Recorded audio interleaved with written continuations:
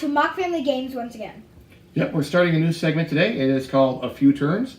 It's a segment where we'll play a few turns of a game that we've done a previous video on. So today that game is... Imhotep, a game by Phil Walker Harding. This is a fantastic light family game. We're going to show you what it looks like. We're already set up for a three-player game. We've got our white quarry, our gray quarry, our black quarry. We've got our market and pyramids, which score immediately. We have our temple, which scores at the end of the round. And we have our burial chamber and our obelisk, which will score at the end of the game. So all of that is set up. We will flip over the round one card. There are 6 cards. The cards are the ones with the 3 heads on them for a three-player game. So we need a 4, a 3, a 2, and a 1. This will vary every round. So we have 4 possible actions. I'll go over them one time. You don't always have all 4 available to you. The 4 actions are: reload your quarry by taking up to 3 stones. You can't fill, if I need 5, I can't take 5. I can take up to 3. For example, I only need 2 right now, so I can only take 2. I can take up to 3. Action 2, place a stone. Action 3, sail a ship that meets the requirements to be sailed. And option 4, play an action card if I have one. Those are the 4 options. Right now, sail a ship is not available, or play an action card is not available because none of us have them. So, Aislinn, start us off. I could restore my shed, but I'm thinking of putting it on the 2 ship. Yep, I'm going to go on the 1. I will go on the 3. So that's 3 turns, that's 3 rounds. And since nobody got a ship on there, Then we just keep going. Yep, we're going to go until somebody sails a ship or until the end of the round. So, Aislinn, you're up. I'm going to go on that one. I'm comfortable with the way things look right now. I'm going to restock my sled. So I'm taking 3 from my quarry and back onto my sled. Okay, I will also go in the back of this. So the 1 is full and the 3 is full, but they don't sail automatically. They sail when somebody sails them. So Tegan is really hoping that this will come back to him so he can control where it goes. But that's not a guarantee. Aislinn, what will you do? I'm probably thinking of... I'm going to go to the temple with Tegan, and we're going to go right... Well, for the video, let's show them how they come off. Let's pull them off one at a time. Okay. So the ships unload the front stone first. And it goes in the way that they come off the ships is really the key to the game, because there are different point markers on the board, and you're setting up connections, you're setting up towers, you're setting up pyramid points. So it's really important where they're coming off, and you can kind of see that lining up. So those came off. That was Aislinn's turn. My turn. I am going to take my ship to the market. That is an immediate play.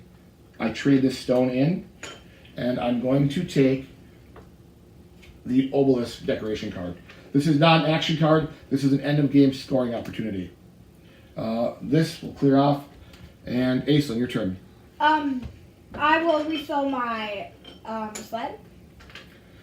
My sled is full, so I won't be doing that. 2 ships have sailed. I have no interest in sailing Aislinn's ship, although I would be worried about putting a stone on there and getting sent to the pyramid. So I'm actually going to send her to the pyramid, just because I don't want that single point if I go on that ship. So she goes there. Pyramid scores immediately, and Aislinn, you go on the first spot, which is 2.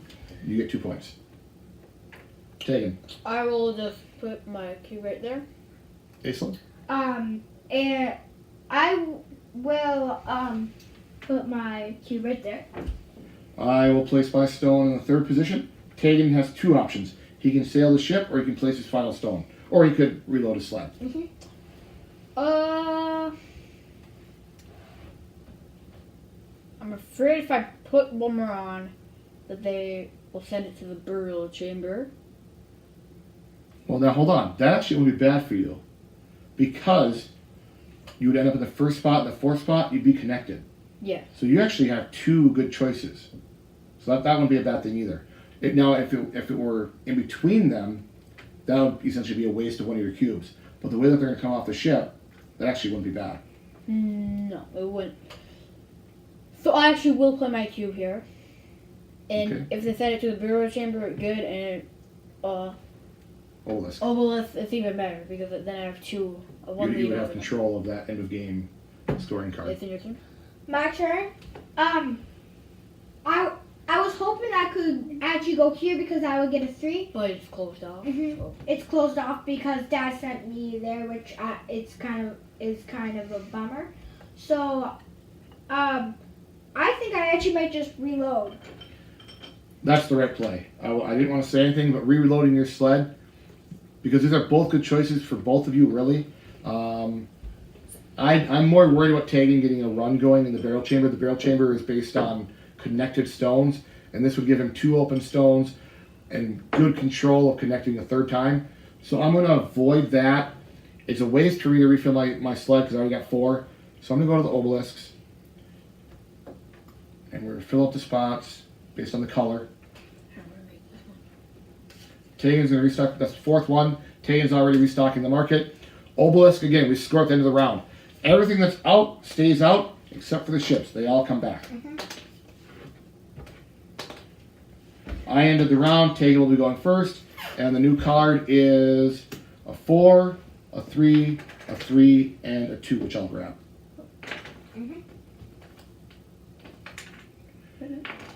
There you go. No, it's a 4. Sorry, a 4. 4, 3, 3, 2. There we go. Okay. So we have the 4 ships. Again, it's completely random. You never know what's coming out. That's really, really crucial in this game. If you always knew it was the same ships, you could really plan where you're going to be able to get to. With the randomness of this ship selection, you don't have that. I ended the round. Take it, your turn. I have to restock. So he's going to score, restocking his sled. Aislinn. I am going to go right here. Aislinn is a smart player. She's really good at working the burial chamber and the obelisk. I don't like her getting multiple stones next to each other. I'm going to join her on that ship. I will go to the 2 one. Now I'm hoping he won't go right here to the obelisks. Okay. So my turn. I'm going to... did you go? You did go. Yeah, go. My turn. Oh yeah, one back to me. I actually think I'll put my cube on the ship to fold it up and All then. right, I'm going to join Tegan on the ship here. Take your turn. I will send this one to the obelisks. So we'll unload it right away from the start, from the front. So Tegan's taking a real advantage here. He's in first by 1 over me, but by 2 over Aislinn through 2 rounds. That's big. Again, this won't score until the end of the game, whereas these will score immediately. This will score end of the round. These 2 are end of game only. Aislinn, your turn. I'm thinking of probably doing this to here So she's going to sail. They come off in order. in order, which this one will go here. This will go here, and then I will be covering black. You know what? We missed something big, guys. I'm sorry. I got to back these up. Sorry about that. We did not score at the end of the round. So Temple scores at the end of the round. That should have scored already. Oh, yeah. So 1 second. So black gets 2, and white gets 1. Sorry about that. So again, once all 4 ships get to the port, we score the Temple, and then we take them back up. Now, we can go back in here, and then in the round, these will score. So white's out first, then gray, And then I'll be covering black. and then white will cover up the black. So I'm kind of being You're doing really well there Yeah. for this round. with the tempo. I'm going to go on to the 4 ship, and take it. I'm going 3 ship. Aislinn. And I'll go on the 3 ship with Tay. I'm going to restock my supply. I'm confident I'm going to get another one on the 4 boat, so I'm going to restock now with 3. 10.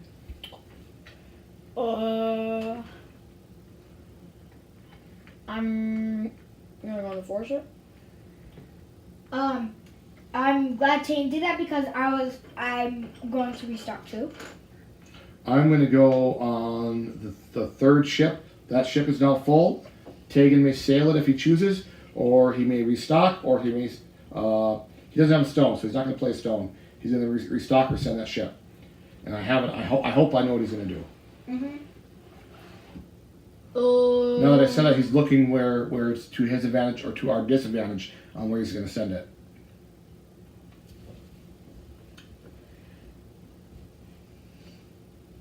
I'm gonna send it to the burial chamber. I wanted it to go to pyramids. So black comes off first, front row, and then white goes second, and then gray is third. And again, we're trying to get runs with these. That's Tegan's turn. Aislinn. We haven't talked much about burial chambers though. Yeah, because nobody's really played it yet. Mm-hmm. So on a third round, somebody's going to connect you. You're going to try and get connected stones, and the more you connect, the more victory points you get at the end of the game. Mm-hmm. Aislinn?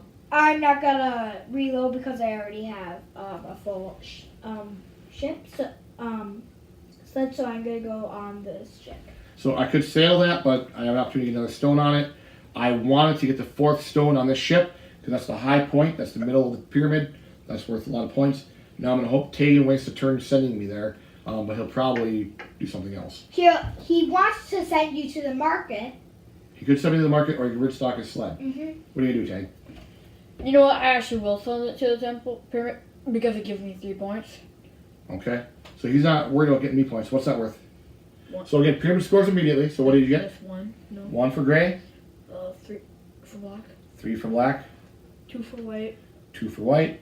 And 4 for gray. So 5 for gray in total. And 4 more for gray.